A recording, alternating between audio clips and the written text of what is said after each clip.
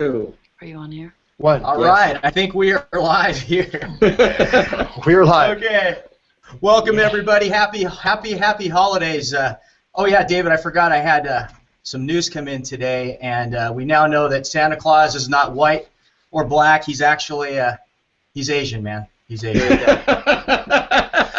I knew it all the time. You've been watching too much Fox News or CNN or yeah, something like that. This was the closest thing I could get to a white beard, but you know. Ho ho ho ho ho ho ho. I told you we're gonna be three goofy guys. Hey, actually, Ho is a Chinese name. I know a good friend of mine, Joseph. There. So, Don Ho. Hey, there's ho ho ho. There's some connection. Don Ho. Look, no relation to Don Quixote, right? No. No, then we're reaching.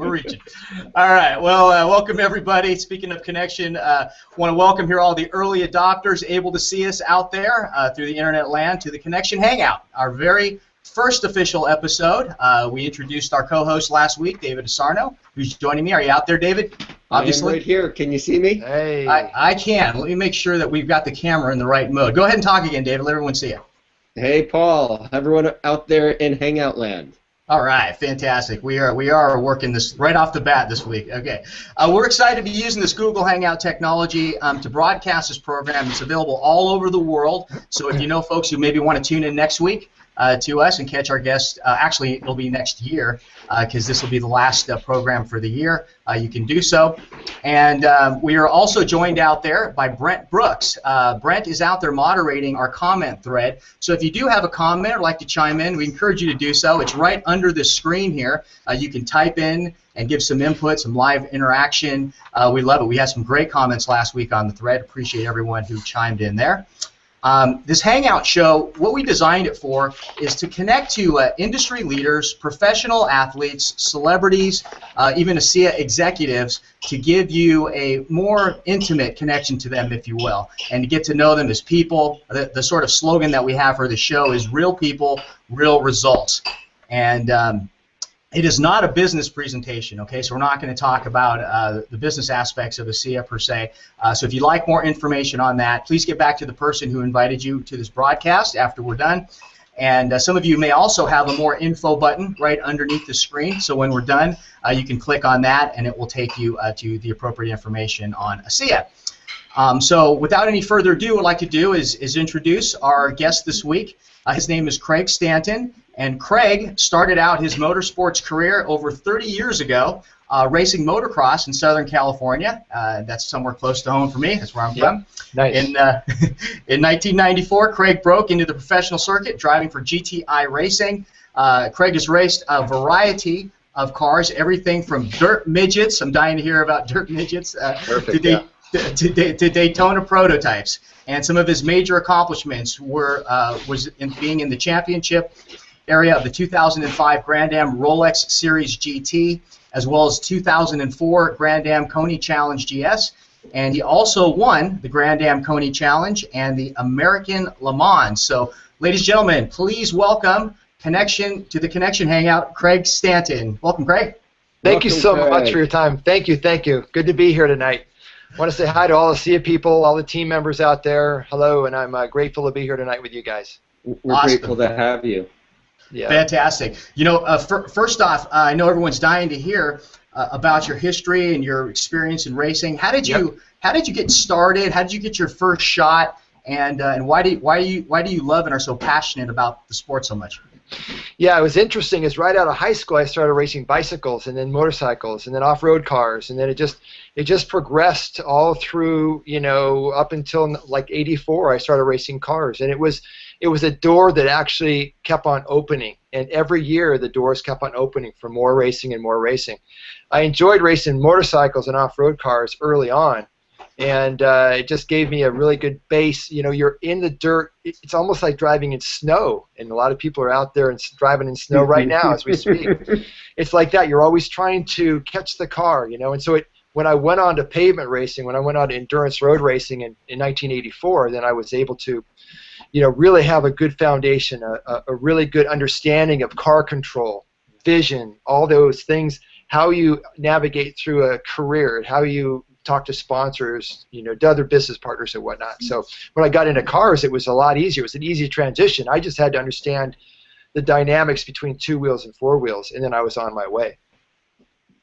And most people aren't aware when you're driving, Craig, that especially at the professional level, you're a highly competitive athlete. I mean, it takes a lot of physical demand to do what you do every day. What kind of training do you have to do to prepare for a race? Yeah, that's a great question. To back the story up, they asked me to be in the car somewhere between an hour into 4 hours at a time. Being focused, it's hot inside the car. Let me put it in perspective. So you would go in your bedroom and take your comforter and wrap it around you, and then go out to, say, in the middle of summertime at Palm Springs and run down the road and being chased by a pack of wild dogs for an hour to 2 hours. That's what I endure in the car. And so being really super fit, have the ability to stay cool and to keep my focus. The first thing that happens when you're hot and you get dehydrated is your focus goes away. So one thing we have to drink in the car. We always have cool suits to kind of keep our core temperature down. So having a good electrolyte base before you get in the car, there's a really good understanding of fitness and training. So there's a lot of things, and I'm doing it every week, and then I'm coaching in between. Oh, and I'm on the plane 3 or 4 times a week. So there's a lot of stress that is put on my body year after year after year. Craig, I think a lot of people, myself included for a number of years, had a misconception about drivers. Oh, it's just got to be like you sit there, you steer the car like I'm going around, driving fast to my groceries. But I mean, it's a constant fight against the wheel and stuff. Is that not accurate? It is, and so you're inched away from 30 other competitors. It's hot. You're focused. You're out there, at a hyper state of awareness. So you're always staying in the moment. That's one of my gifts, is to be able to stay in the moment, stay focused for hours on end, so that I can do my job perfectly. And it's really the races are like 3, 4, 6, 12, and 24 hours. So I'm out there for 3 or 4 hours waiting around for the last 10 laps. So I've got to be fit enough and ready and focused and clear and have a plan in my head what I'm going to do and how I'm going to fight for the last 10 laps. So it's really interesting to be able to it's almost like a samurai warrior where you're almost calm, and when a samurai warrior goes into battle, then you become more calm. So what I do on a normal basis is I train like a triathlete. So out of 7 events that I am an expert at, I can pick 3 a day, and to be able to go ahead and change my training up and try to trick my body into doing different things. So I would pick climbing, mountain bike riding, road riding, surfing, rowing. I have a climbing wall in my backyard, circuit training. I'm on the simulator or the computer all the time. So I always change my body up in it, and I'm used to, over the years, a very, very high workload throughout the week. So I might be training anywhere between 3 hours a day to 5 hours a day. So nutrition is really important for not only fuel but actually recovery as well. So you see the story developing for ASEA. I mean, yeah. Yes. So speaking along those lines, like how were you introduced to ASEA, and what has it done for regarding your performance? Yeah, that's a great question. So I met up in Salt Lake City. There was a racetrack called Miller Motorsports Park in Tooele, and I met through a divine introduction, spirit, whatever you want to call it, just one of those life things. I met Kurt Richards and a gentleman called Troy. His name is Troy Brazel, out of Salt Lake City. And they introduced me to the rest of the ASEA team, and I instantly fell in love with the whole management team at ASEA. And happens to find out they're all enthusiasts. They're all car enthusiasts, and they're motorsports enthusiasts. So we always, every time I was in town, I'd call ahead, and we'd go out to the kart track at Miller Motorsports Park, and I'd create a really fun afternoon at the kart track. And there's nothing better in terms of a team-building arena than going go-karting. And we'll have to do that when we're up. Vegas has a great kart track up there. Yep, familiar with it. Yeah, exactly. And so I'm always. It's one of my ways that I train. It's like going, if you're in a baseball environment, I'm going to the kart track it's like going to the batting cages. It's another way that I can train my eye-hand coordination, balance, focus. It's rehearsal. Is that like a midget car, or is that what you're talking? Go-karts are, it's the small little cart. It's the size of a coffee table that goes about 100 miles an hour. It's about an inch off the ground. They're small little cars that no body around them. They so a dirt midget is like its so counterpart in the dirt. Exactly. So a dirt midget is something that, or a sprint car is a really lightweight car that runs around in an oval in the dirt. And that's really interesting. You can look it up. You can Google it and look it up pictures. But they're very fast, very lightweight, very high horsepower. And they start out at midgets, and then sprint cars and silver crown cars. There's something that'll do 150 miles an hour. It's incredible cars. Crazy. On the dirt. Yeah, it's probably one of those cars that I would get in about 10 minutes. I'd be spinning around about 3 times. Yeah, you'd end up over the fence into the parking lot, probably. Probably. I probably have one. I remember my grandfather used to take me when I was a kid, and I could never stay on that track. Yeah, that's okay. I could coach you. I'm a great coach, so I can. Next time I'm back to the woods, we'll plan that out then. Yeah. Awesome. So what has ASEA done for your performance?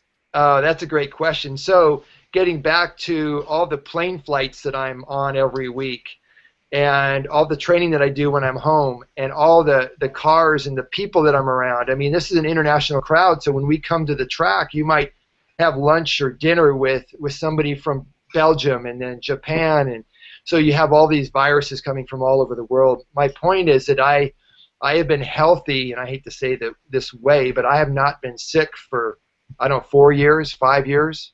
And also, too, is one way that I keep track of how I'm doing internally is that I can see my skin on the outside of my body. And your skin is the biggest organ on your body. So sure. It shows you exactly where you're at. If you're dry skin, if you're having issues there, then maybe some of your internal organs are having the same. My skin has always been amazing for the last 4 or 5 years, and I've been healthy, and I'm able to recover, and all the things that I cannot see that ASEA is doing, it's doing. So I feel that it's one of my secret weapons that now it's out, and I want everybody to know about it, because having healthy friends and family and team members is really, really important for me.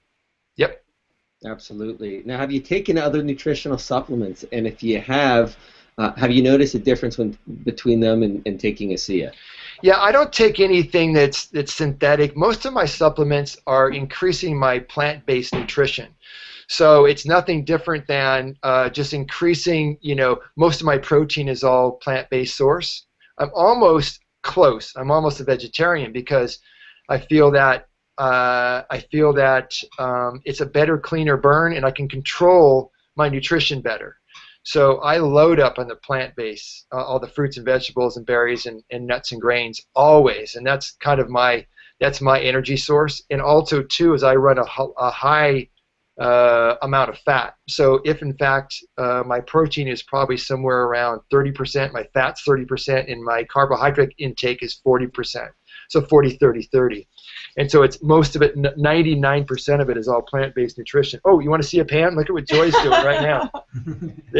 I don't know if you can see that, but there's kale and broccoli, and there's tomatoes and a little bit of pasta. So we're having dinner here. So nice. I'll add some. Thank you, baby. Yum. Yeah, so I'll add some almond butter and then some plant-based proteins that'll, like hemp and some on and on and on. So it's good. Fantastic. Wow, that looked good. I'm on my way. You got an extra space Come on. there? Oh, the door's always open. The door is always open. Yeah. Yep. We have the open door policy for sure here. Come on over. Awesome. Well, let's shift gears here a little bit. Yep. Because I also understand that you've got a passion for mentoring others. I do. And especially the younger generation. And let me ask, what is your vision and drive for spending time, with others and helping, especially this younger generation? Yeah, that's a great question. So I think that I don't want to talk negatively about the economy and things that are occurring, but I don't think I think creating resources. I'm trying to put a spin on it here that's positive. Creating resources for some of our younger generations is really important to be able to be successful in business and in life with relationships and all the things spiritually and all the things that I'm almost like a life coach, that if you took all the different categories in life, I want to be able to help people along the way in each and every aspect. And one of them is health and wealth and success in relationships and whatnot. And so I've been through being a race car driver, being on the road for so many years, and having so much life and so much different, experiences. I have a lot to offer. So creating an environment for a faster track, for a better flow to success, maybe even being able to reach more goals and dreams, being able to travel more, or having some of the younger generation being able to help their older family members. I mean, there's so many different stories out there. You talk to people each and every day that they're struggling here or there, and if I can help somebody, I'm almost like a shaman. If I can help somebody and plant the seed to help them be successful in some aspect of their life, I'm in, and I'm excited about doing that in all aspects. You know, what do you think about the younger generation? I love to talk to the younger generation. I just find it so refreshing. I mean, you know, a lot of times when I talk to folks who are maybe more mature, maybe have been beaten up, and maybe have this hardwired sense of how things should be, that they're just not open. And when you and they're always going to tell me how something won't work, and you know, even if I can show them 50 different ways or 50 different people that it has worked for, they're going to always focus on the one person it didn't work for. Yet when I talk to someone young, it's like, first of all, they don't have a lot of that, you know, baggage or experience, and they just want to know, what do I need to do to make it happen? And they therefore just focus, and if something little comes up, they just keep focused on what it takes to succeed. I find that real refreshing. Yeah, I'm on the same mindset as you. I also like to mentor older people that have been around, that there's many ways to build a house or skin a cat. You know what I mean? And so I love it when I can help somebody that's stuck in their ways being open to another possibility with all the aspects of their life. If there's 20 aspects to your life with health and wealth and, you know, of relationships and spirituality and all that stuff, I challenge everybody to look at another way to be able to do that aspect of your life. It is so important to be flexible. There's so many great technologies that are happening. I talked to Sue today, who I'm involved with, you know, with ASEA, and she is so open, and that's why she's successful. She's so open to people, technology, new ideas. That's why you guys are hooked up so well with her, because she adores you guys, because you are the leading edge of technology. The younger generation is so involved in coming right out of school with looking at, you know, maybe looking at something that's outside the box. I want people to look outside the box, because that's how I've been able to navigate my career over so many years and stay in it, stay healthy, stay in it, and stay active in terms of always reinventing myself every 6 months to be fresh, so that a team or a sponsor or somebody else is attracted to that technology. I like the younger generation. I like all people. I like somebody that's been around doing business for a long time, because maybe I can plant the seed to be able to be, you know, to be able to have them look at their life in a different way and be able to help them be richer and more fulfilled and go after a dream or goal. I love that. Fantastic. Actually, I want to talk about something that you just brought up. It was about getting better into the flow towards success. Yep. And one of the things that you mentioned early on was that so many people, when they get into the fight or to the game and they're in it, they get tense. Yeah. But you talked about being calm and then being calmer. How do you train to get into that calm of the storm? Because that's what you are. Mm-hmm. And how for someone who's here watching this today, because sometimes they may be going to speak with someone and they get themselves all worked up. And then they're like, they set the pre-expectation, oh, well, this may not go right. How do you teach someone to get into that calm place and focus in on the amazing things that are going to happen? Yeah, that is a great question. So being calm under fire. I think I have a performance coach. His name is Jacques Dallaire at Performance Prime. And I also rely on a mentor, a spiritual mentor of mine. Her name is Kate Rogers, Reverend Kate Rogers. And the dominant thought is so important. And I am is so important. And having a strategy each and every day, setting small goals, setting big goals. So my point is that I don't listen to music very much. I listen to The Secret. I just read a book called The Four Agreements. So there's book. It's a great book. You know, do your best, not taking anything personal. And, you know, there's so many great things along the way. What I do is I set it up to where I am ridiculous in terms of work ethics. I do so much planning. I do so much rehearsal. I create a visualization, which is almost like meditation. I do everything in rehearsal to where I show up and I'm prepared and I want to create my story. It's calming. It's almost a calming exercise to where I walk in and I've rehearsed it. I know what I'm doing. I'm convicted in my end goal. So on The Secret, it's about setting your intentions. I am, you know, and then all of a sudden, it doesn't matter whether you win, lose, or draw. You're setting I am. For instance, when you go into 5 people, for instance, on a goal, you say, I'm bouncing around here a little bit, but say, for instance, I'm going to be involved in 5 new people in my business. And then if you don't have any, you almost have to look at the end goal, meaning that what does it feel like to have 5 new people in your business? What does it feel like? What does it look like? What is it? Mm-hmm. What is it? You know, and it takes the pressure off. And even if you come up to somebody and say, talk about your plan, and then all of a sudden, you know, you fall short a little bit, it doesn't matter. You might have planted a seed that changes that person's life. So it's just going out there and talking to people, taking the pressure off. If you have your dominant thought, I am, for instance, when I get in the car, my dominant thought is I'm smooth, I'm perfect, I protect the car, and I'm kind of concentrate every second of the session. I've set my intention to be able to have success. And I think that when people have that intention and that focus and that clarity for the end game and have feeling behind it, like that's so you just saw my intensity go up because that's my trigger. I'm smooth, be perfect, protect the car, and you're ready to go. I'm in it. I'm in it to win it. Okay, so all of a sudden that's my psychological anchor, and I can get in that car and qualify on the pole right now. So that's. Let me calm down a second. So no, I love it. I love the intensity. So that's. You're living it. I'm in the car. I'm driving. So that's how I do it. I listen to The Secret nonstop. And I pick really amazing books or videos to be able to set my intention without any wavering. Once I get set in motion, I'm going to the front, and I'm going to do my best job possible because of all the rehearsal. Wow. Awesome. Wow. I kind of bounced around there a little bit, but I just brought it back to my driving. They say it's preparation. You know, yeah. It's all in preparation and execution. It is. It's all about preparation, and I just show up more prepared, more fit, more ready to go than anybody else. And I show up. I'm on the scene, and I'm gonna educate. I'm gonna lead by example.